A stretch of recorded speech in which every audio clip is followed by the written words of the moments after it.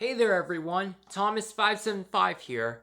I thought I'd go ahead and do something a bit different this time. Since I'm a variety content creator, I thought I'd go ahead and finally do one of these types of videos. That being, of course, a top 5 video. Now, I've been thinking to myself for this for a while now, what am I going to be making a top 5 video on? And then I realized, why not make a top 5 video on characters from the Sonic the Hedgehog movie universe? So that's what I'm doing, if you didn't get it in the title. Yes, this will be a top 5 video on some of the worst characters in the Sonic the Hedgehog universe. Now, I'm not just limiting myself to characters who were created specifically for the movie. I will also be including characters who were from the game who have appeared in the movie universe as well. So characters like Sonic and Robotnik, as an example. So yeah, and of course, as of the making of this video, there are only 4 parts in the Sonic the Hedgehog movie universe as of now. Sonic the Hedgehog, Sonic the Hedgehog 2, Knuckles, and Sonic the Hedgehog 3.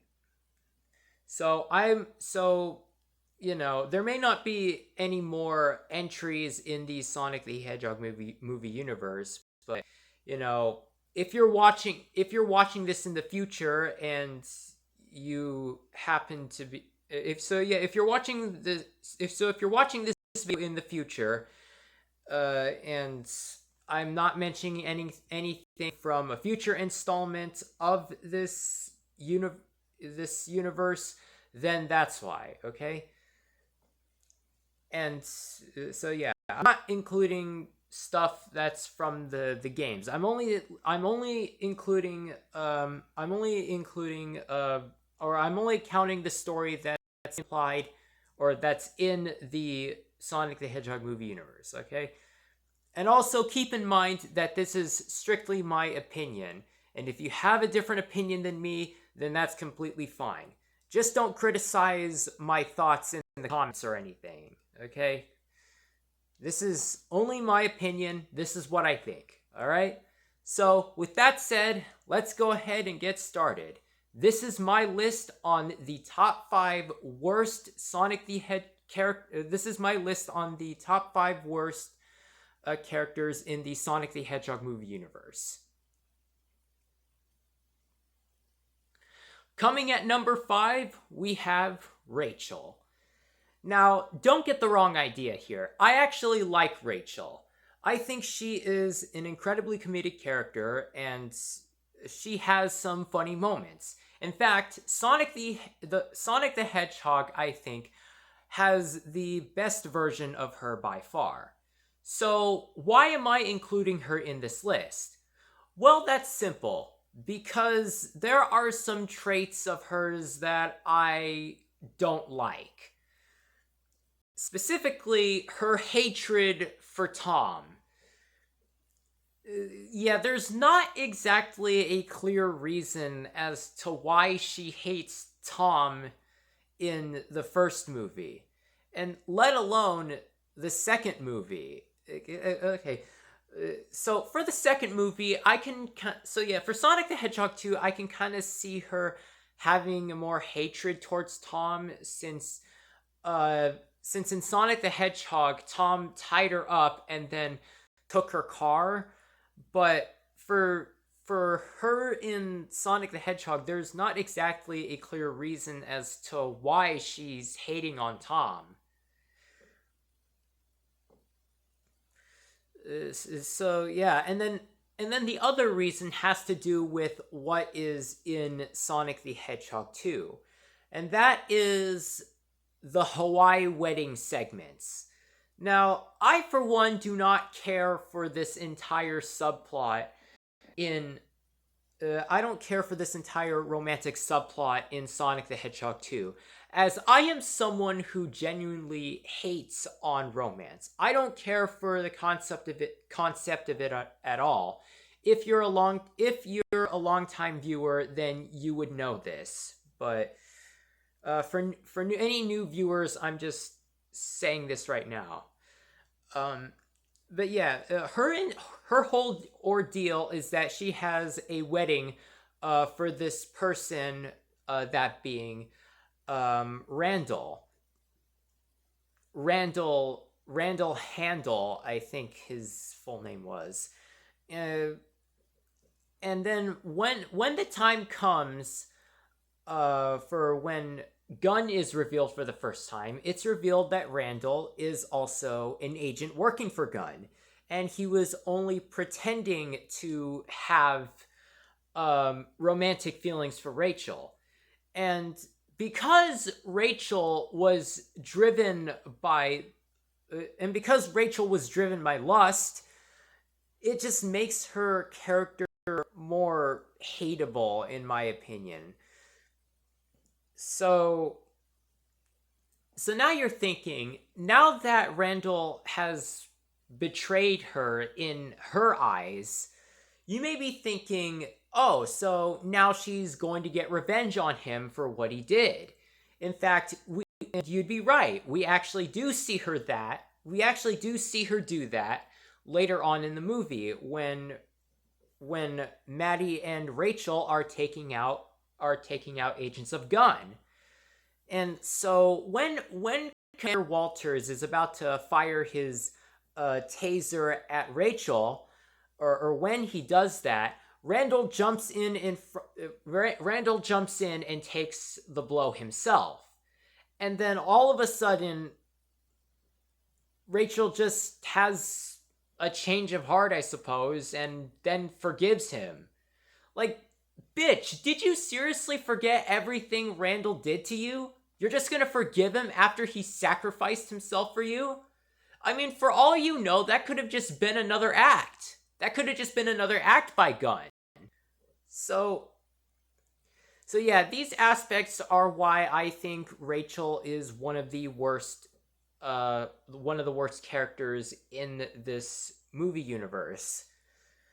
So yeah. And then, of course, I guess I have to bring up the fact that she's kind of a staple for the Sonic the Hedgehog movie universe, as in Sonic the Hedgehog 3, she's just forced in as a hologram when Maddie disguises herself as her. So, yeah. I feel like at this point, Rachel has started to become more of a repetitive character throughout the Sonic the Hedgehog movie universe. Like, don't get me wrong, I still like her in the first movie, but now she's just kind of become boring. Coming at number 4, we have Juan and Pablo. So in Sonic the Hedgehog 3, there are these television show segments that play throughout the movie. Now, there's not much that we see, but you know, you know me, I hate romance, and I hate characters who are driven by the lust of this, for the lust of this concept, if I'm wording this right. So you can imagine my reaction when I saw the twin brothers Juan and Pablo fighting for this one girl, or fighting for this one girl that's in the show. I don't really get why this has to be a thing in the movie. I don't get why this has to be a thing in Sonic the Hedgehog 3, because, I mean, if you get rid of it entirely, literally nothing changes in the plot. So, yeah, I mean, I think the television show segments could have been written better if the brothers were arguing about something else. Like, maybe trying to be the favorite of the family, like if there was like a family gathering or something. But no, it's just it's just another romantic subplot. Well, I mean, it's kind of a short romantic subplot, but I think you get what I mean. So yeah, and it doesn't help that that both these characters are played by the same person. So yeah, Cristo Fernandez, if I'm pronouncing that right, that guy plays both Juan and Pablo. Just kind of like how Jim Carrey plays two Robotniks in the same movie. And yeah, it just it couldn't help, it couldn't bother them to just try and get a different person to play that character. Why do they have to have the same person play? Like if it was voiceover, if it was like voiceover, I'd get it, but for a live action movie, or for two characters to be played by the same person in live action, and having the both characters be played in live action, it doesn't sit right with me. So yeah, I'm sorry, but I'm just someone who doesn't find these characters at all interesting. But I do like that they have this sibling rivalry, but that's about the only good thing I can think of. So yeah, these next three characters are by far the worst I've ever seen. So let's go on to number 3. At number 3, we have Director Rockwell. Holy shit, I cannot stand her. Sir, so her whole ideal, or her whole thing in Sonic the Hedgehog 3 is just that she's a director for Gun. And then by the time that Walters dies, or by the time Commander Walters dies, she practically takes charge of everything. Like, I mean, you're a director, right? What gave you the right to be in charge of everything? And on top of that, she blames Sonic for Walter's murder, or for Walter's death, I should say. And she doesn't bother trying to find any evidence that any other evidence that points them that points Sonic at Walter's death, or at Walter's murder, whatever. She just quickly blames them. There's no. I feel like she only exists as another obstacle to get in the team's way. And then by the time we get to the whole gravity room scene with the second key and all that, she just serves as another pointless antagonist. Like, again, this wouldn't be such an issue if her character was written like this. So, Commander Walters dies. Director Rockwell finds a picture of the team and immediately orders the gun agents to try and look around to see if they're still there, as she wants to bring them into questioning, to see if they're the ones who murdered Walters, or killed him, I should say. She doesn't find them, so then she makes the deduction that they ran away because they didn't want to be found out. And then later on in the movie, when it comes to the gravity room scene, she brings up the point that she tried looking for them at the Chow Garden, and when she didn't find them, she knows that the team must have killed Walters. When Sonic tries to bring up the point when Sonic tries to tell her the truth of why they ran away, and so that he doesn't trust Gun, and so that when Sonic brings up the point that he ran away because he didn't trust Gun, that's when Rockwell should turn against Sonic, because that's when Rockwell should have turned against Sonic and be like, well then, well, then if you don't trust me, then you shouldn't trust your team either. And then that's what should have started their rivalry, or something like that. I know I'm bad at rethinking what could have been, but I feel like it should have been something like that. That would have been slightly better. I'll say. And again, much like Juan and Pablo, she's kind of pointless to the plot. In fact, some people I've spoken to on Discord actually agree with me on this, and they also hate director Rockwell. So yeah, and and you may be wondering why she is higher up on the list. Well, let's get on to the next character, and you'll see why. At number 2, we have Maria Robotnik. Now, I know Maria is kind of like the whole staple of who Shadow is in Sonic the Hedgehog 3, and she serves as kind of a plot point, but oh my gosh, I cannot stand her at all. She's just okay, so much like the previous two characters, she's kind of pointless. Well, not completely pointless, but she's kind of pointless in a way. So her whole ordeal in the movie is that she is Professor Gerald Robotnik's granddaughter, and the professor takes her literally everywhere. And okay, but why is Maria staying with why is Maria staying with Gerald Professor Gerald at all? Why isn't she staying with her parents? Are her parents busy workers or something and they didn't have time to take care of her? Like what why is she traveling with the professor?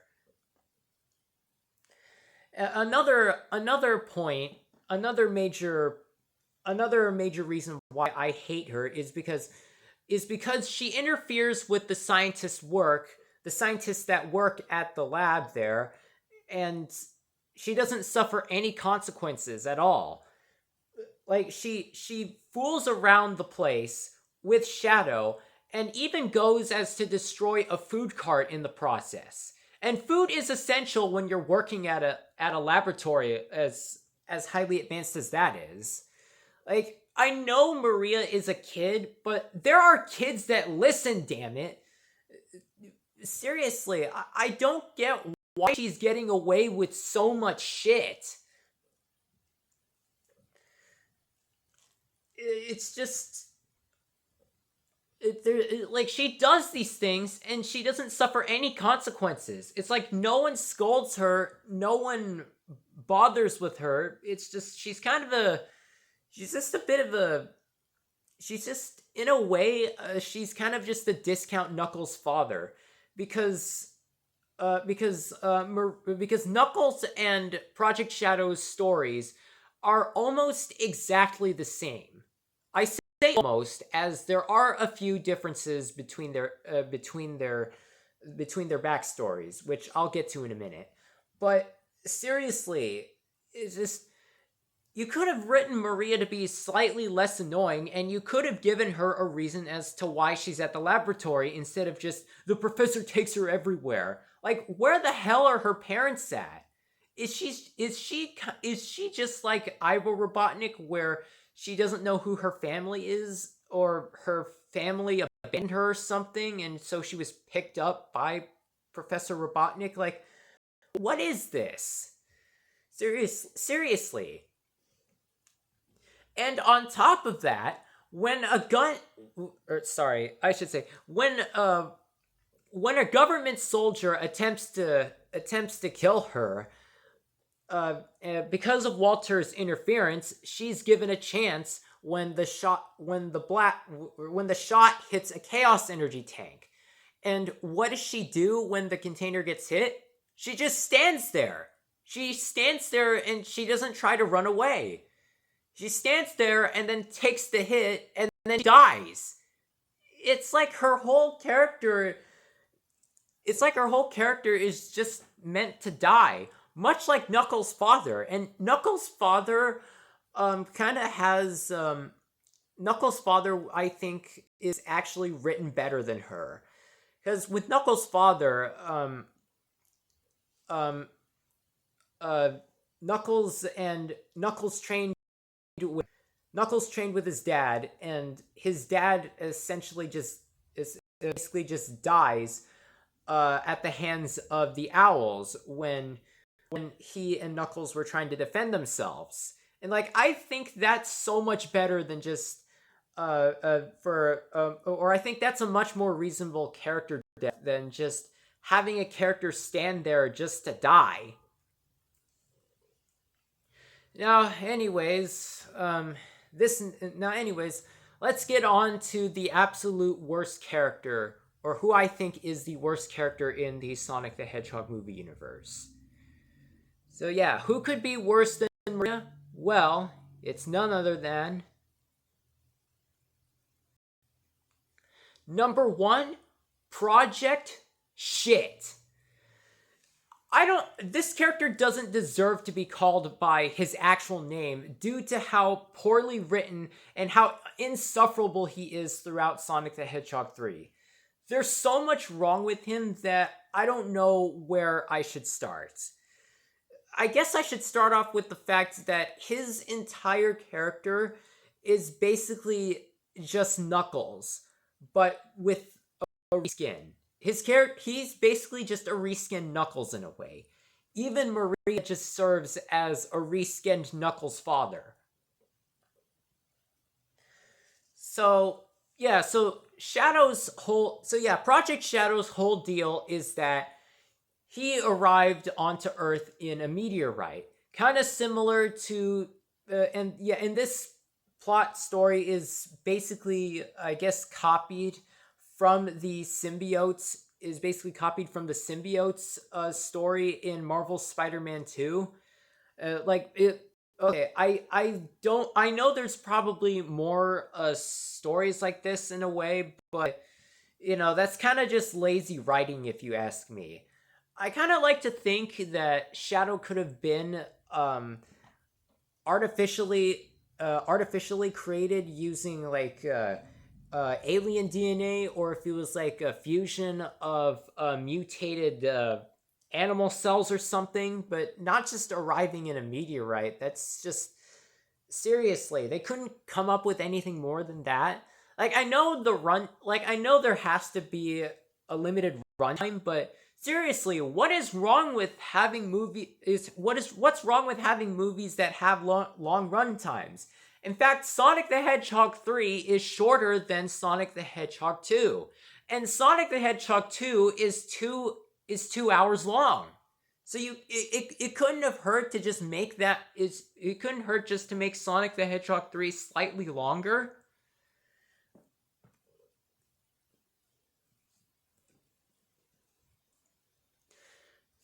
Okay. All right. So carrying on.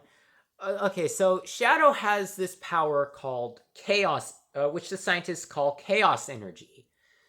And so this is a point that Richard actually brought up to me. This is actually a very good point, by the way, that no one, as far as I've seen, has even bothered to question. And that is when Maria dies. So do you guys remember those slow motion segments in the first two Sonic the Hedgehog movies where a Sonic slows down time and then moves incredibly quick? Well, here's the thing. If Shadow is capable of moving faster than Sonic, then when the Chaos Energy tank exploded, why didn't he just slow down time to save both Professor Gerald and Maria? Like, he could have just carried them out of there using his super speed, or better yet, he could have teleported out of there. He could have teleported to save them. Like, nothing was holding him back. He just stood there and then just let Maria die. If anything, Shadow caused his own pain.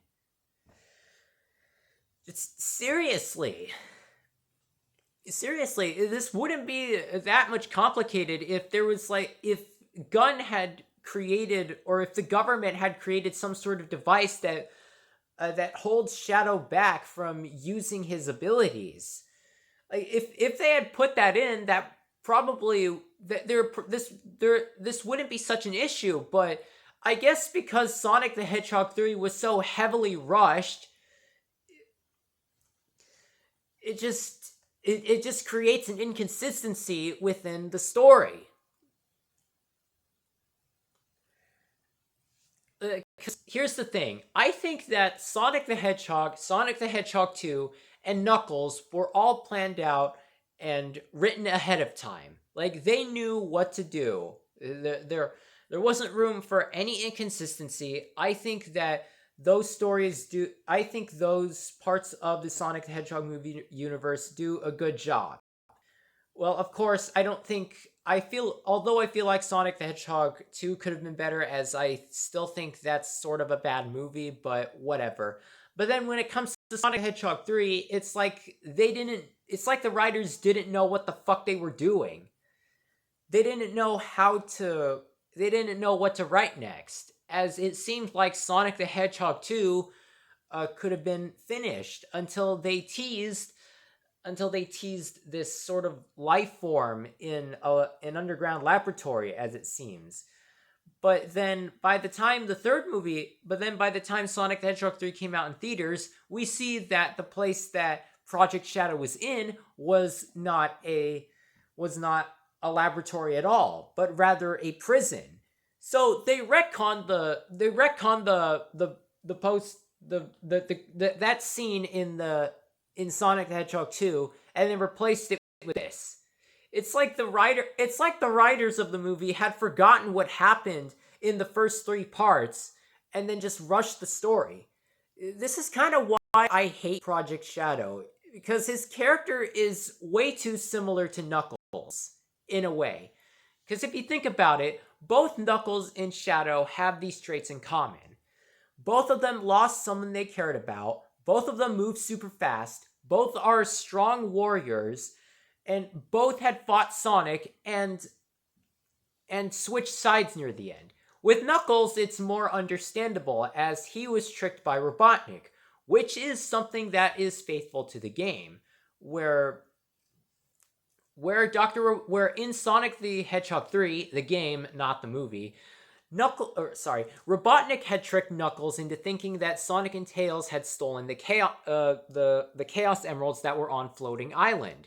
Because in the game, the Chaos Emeralds are what makes Floating Island, well, float. But yeah, it's just okay. So, moving on from that. So yeah, if anything, Shadow just caused his own pain by letting Maria die on his own by not trying to do anything. He just stands there and doesn't do anything. Okay, so moving on. I've already said this. And then moving on from that, his voice is. I don't like his voice. His voice sounds way too deep. Because here's the thing, Shadow is supposed to be a kid, right? In fact, that's what they say in the movie. When Walter says, "What are you doing? Those are children." Now, obviously, during that moment, he wasn't talking about the professor, since the professor is probably like 60 years old at the time. So if he said children, then he must have been talking about both Shadow and Maria. Because during that one scene in Sonic the Hedgehog 3, Professor Robotnik says that he's 110 years old, meaning at the time before the whole incident, he was 60 years old. So, and 60 isn't really the age of what you describe on who a child is. Right? I think that's kind of a bit too old. Or I think that's way too old for someone to be, well, a child. So yeah, I feel like no offense to the voice actor or anything, but I think Shadow could have been. I think Shadow could have had a better voice. Okay. What else? Hang on. Oh yeah.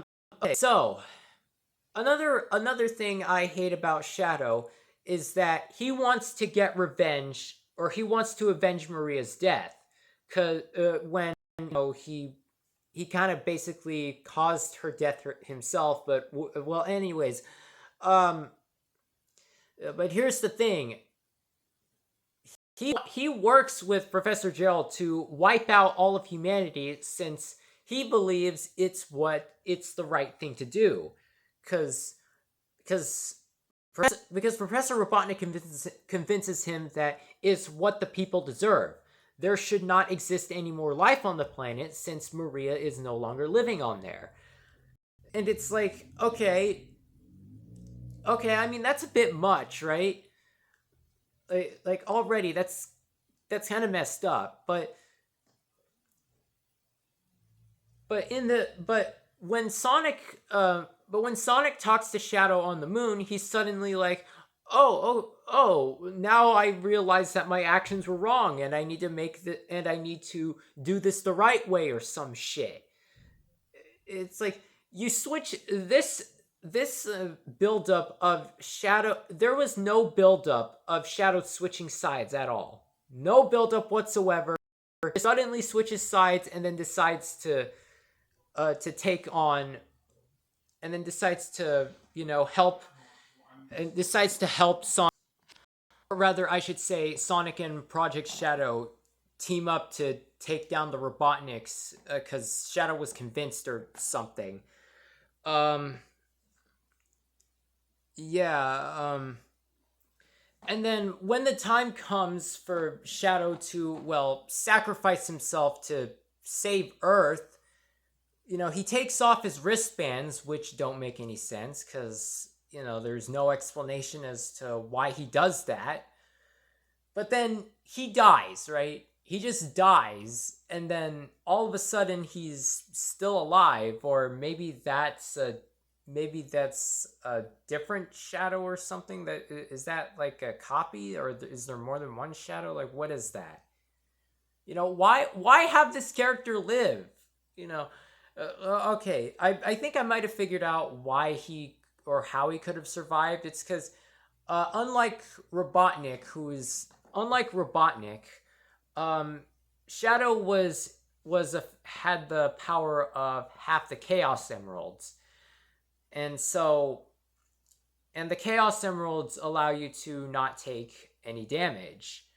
So while in that state, while being affected by the Chaos Emeralds, to he could have survived the Eclipse Cannon explosion, while Robotnik died from the explosion.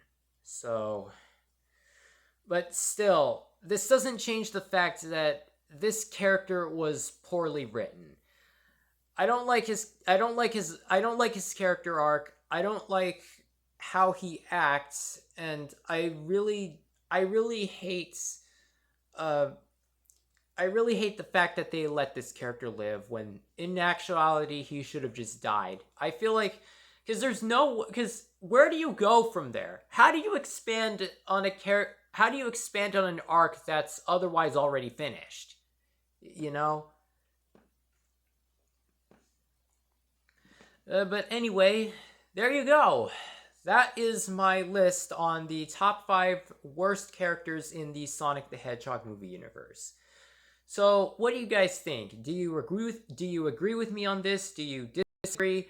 Do you have a different list of who you think are the worst characters in this movie universe? If you do, go ahead and comment down that below, or comment down your thoughts on what you think of my list or something. And then, of course, subscribe if you want to see future videos like this. Like, if you want to see future top 5 videos like this. And then of course, like this if you liked my reasoning, or if you thought my reasoning was okay and I should have done better, if you think I should have had a different list or something. I really don't know. I really don't know why you would like this video, but if you like it, then like it. I don't know. But yeah, that's it. Thanks for watching, everyone, and I'll see you guys in the next video.